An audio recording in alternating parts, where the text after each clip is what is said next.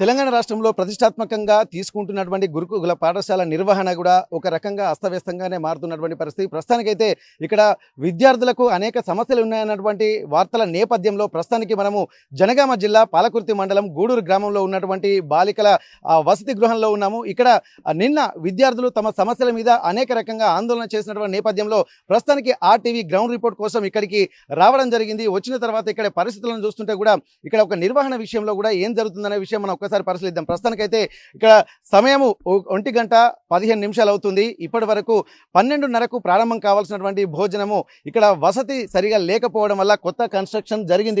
ఇక్కడ క్యాంటీన్ మాత్రం ఇక్కడ నిర్వహణ చేశారు. కానీ ఇక్కడ ఉన్నటువంటి పిల్లలు ఇక్కడ భోజనం తీసుకొని వెళ్ళి డైనింగ్ హాల్లోకి వెళ్ళి తినడానికి కూడా చాలా సమయం పట్టేటువంటి అవకాశం ఉంటుంది. ఎక్కడైతే డైనింగ్ హాల్ ఉంటుందో అక్కడికే ఇక్కడ ఉన్నటువంటి భోజన పదార్థాలు అన్ని తీసుకెళ్లి అక్కడ వడ్డించాల్సినటువంటి అవసరం ఉంటుంది. కానీ గంటల తరబడి కూడా విద్యార్థులు మనం చూస్తున్నాము ఎండలో, అంటే ఇక్కడ రాబోయేది ఎండాకాలము, ఇక్కడ ఉన్నటువంటి విద్యార్థినులు కూడా ఎండల్లో కూడా పడిగాపులు కాస్తున్నటువంటి పరిస్థితి. ఇప్పటి వరకు చూసినటువంటి ఈ సిచ్యువేషన్స్ మరి ఎందుకు అధికారులకు పట్టడం లేదన్నది కూడా మనం గమనించాల్సి ఉంటుంది. ఇప్పటికే అధికారులు కూడా పర్యవేక్షణ చేస్తున్నారు. ఏం జరుగుతుంది అన్నటువంటి మరి ఇప్పటివరకు అధికారుల దృష్టికి వచ్చిందా రాలేదా మనం చూడొచ్చు. చిన్న పిల్లలు, చదువుకునేటువంటి పిల్లలు కూడా ఇక్కడ ప్లేట్లు పట్టుకొని కూర్చొని తినడము ఇక్కడ మనం చూస్తున్నటువంటి విజువల్ చూస్తున్నాము.